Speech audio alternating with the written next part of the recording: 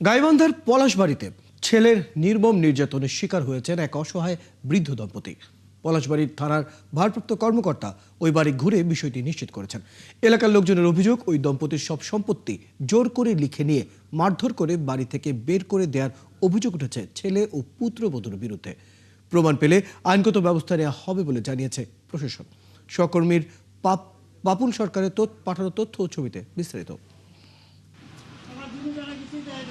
শীতের মধ্যেই মেঝেতে শুয়ে রাত কাটাচ্ছেন এক বৃদ্ধ দম্পতি।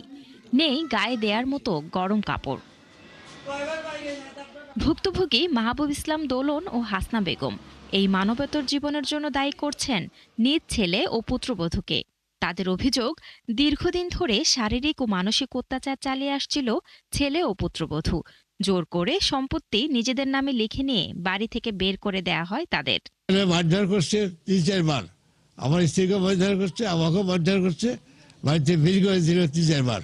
এখান থেকে আমার ছেলে এবং ছেলের বউ, আর মেয়েদেরকে উঠতে দেয় না, মেয়েদের কোনো ভরণ দেয় নেই।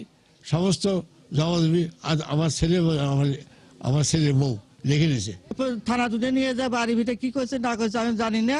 পরে বলে যে আমার বাড়ি ভিটে লিখে দিছে 25 লক্ষ টাকা আমি বাবাকে দিছি।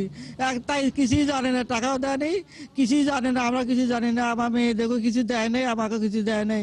সন্তানের হাতে বাবা মায়ের এমন নির্যাতনের ঘটনায় নিন্দা জানিয়েছেন এলাকাবাসী। তার ভাই এসে দৌড়ে এসে আমার পাশে এসে লুকে এসে বলতেছে আমার গায়ে হাত দিচ্ছে, আমাকে এরকম টিপে ধরছে মারার জন্য। আমাদের তো ছেলে মেয়ে আছে, জমা জমি নিকে দিতেই পারে, সেই জন্য ছেলের বউ এরকম ব্যবহার করবি। বাবা মার ওপর এইভাবে নির্যাতন কেউ কোনো ছেলে করেনি। আমার গ্রামবাসী সহ আমি চেয়ারম্যান হিসেবে একটা দায়িত্ব পালন করছি। আমি ওখানে যা তালা ভাঙ্গে ওনার বুড়ো বুড়ি আমি। পলাশবাড়ি থানার ওসি বলছেন, বৃদ্ধ দম্পতি থানায় অভিযোগ করেছেন। এই বিষয়ে তদন্ত চলছে।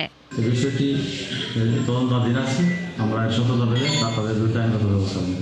পলাশবাড়ি উপজেলা নির্বাহী কর্মকর্তা বলছেন, অভিযুক্ত পুত্রবধূ সরকারি প্রাথমিক বিদ্যালয়ের প্রধান শিক্ষিকা। প্রমাণ পেলে তার বিরুদ্ধে আইনগত ব্যবস্থা নেওয়া হবে। আমার কাছে যদি কেউ এ ব্যাপারে অভিযোগ দেয়, সেক্ষেত্রে অবশ্যই যিনি সরকারি প্রাথমিক বিদ্যালয়ের প্রধান শিক্ষক হিসেবে কর্মরত আছেন, ওনার ব্যাপারে আমরা দাপ্তরিক ব্যবস্থা গ্রহণ করব। এই বিষয়ে অভিযুক্ত ছেলে ও তার বউয়ের সাথে কথা বলতে গেলে খুঁজে পাওয়া যায়নি তাদের। শান্তা ইসলাম, ৭১।